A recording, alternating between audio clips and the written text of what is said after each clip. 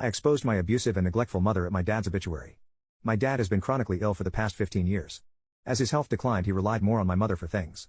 Prior to this, she was never a great person and fully took advantage of his disability and mobility issues as he declined. For years she claimed to be separated and divorced, while talking to other men on the internet and in real life. She made claims many times she was going to move away and marry someone else. In addition, she took advantage of him financially. She would spend his savings, and instead of buying him medicine, she would spend it on herself. My dad was too weak to do anything about it, but I saw how much this hurt him. We tried every legal avenue we could find to have her kicked out, arrested, or force her out, but those attempts were met with responses that it was a civil matter and there was nothing that could be done. Throughout the course of the marriage, she had laid hands on him many times, yelled at him a lot, and would call him useless when he was in chronic pain. She blasted him on social media a lot, and fabricated fake evidence in case he ever tried to divorce and expose her. She flat out told him she would use this fabricated evidence to take him to the cleaners if it came to it. My father made me a durable POA and added me to all his accounts.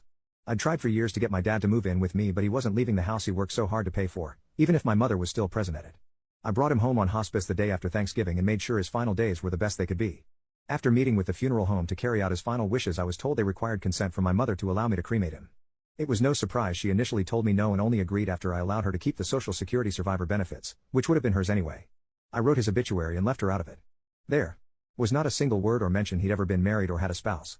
I didn't feel she deserved to be recognized or viewed as a grieving widow when she spent their marriage as a crappy spouse in person. She lost her mind, and there were many questions from friends and family alike. I've spent years in therapy working through maternal narcissistic mistreatment and believe if she didn't want me to talk about it, she shouldn't have done it. When people asked about it, I was honest about the years of mistreatment my father and I endured from her. I've completely ruined the public image and victim complex she spent years creating. I might be the villain and a-hole in this scenario, but I'd do it again in a heartbeat.